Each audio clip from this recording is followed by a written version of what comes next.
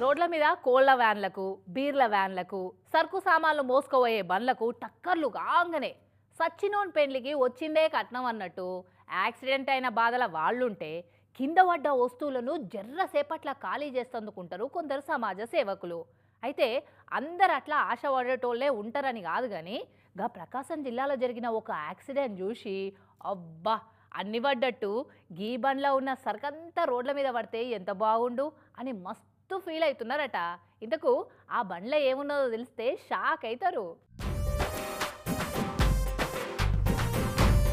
విజయవాడకెళ్ళి నెల్లూరు పోతున్న గీ బోలెరో ట్రాన్స్పోర్ట్ బండికి ఒంగోలు పట్నం కాడ లారీకి టక్కర్ అయింది. మొన్న మూతి వలిగిపోయినట్టు ముంగటి పాట అంతా డ్యామేజ్ అయ్యి డ్రైవర్ కు బగ్గ దెబ్బలు తాకితే డ్రైవర్ ను దావకానికి పంపిరట. ఇక బండిని పోలీస్ స్టేషన్ కు పట్టుకొచ్చిరు.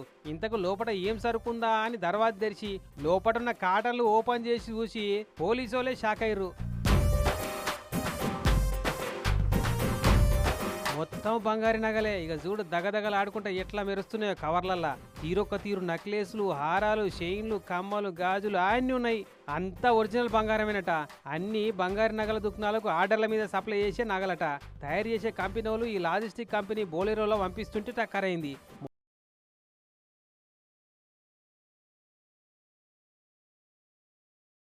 పోలీసు వాళ్ళే షాక్ అయ్యారట. లోపల సేఫ్టీ స్ట్రాంగ్ లాకర్ గిన ఉండి బండికి వెనకమర్ర టక్కర్ కాలే కాబట్టి సరిపోయింది. అదే ఎనుకున్న ఈ లాకర్ బాక్స్ కు లారీ తలిగితే నగల పెట్టెలన్నీ బయటపడితే రోడ్డు మీద ఎట్టుంటుండే జాతర అవుతుండే కావచ్చు. జర్రసేపట్ల పెసర్ గింజంత బంగారం మిగలకుండా మాయం చేస్తుండే కావచ్చు జనాలు. అట్లాగినైతే పోతేవోని అని ఊకునేందుకు అవేం బీర్ సీసాలు కావు, మందు బాటలు కావు, బాయిలర్ కోళ్ళు అంతకంటే కావాయే. బంగారు నగలు అసలే బగ్గున మండుతుంది బంగారం రేటు.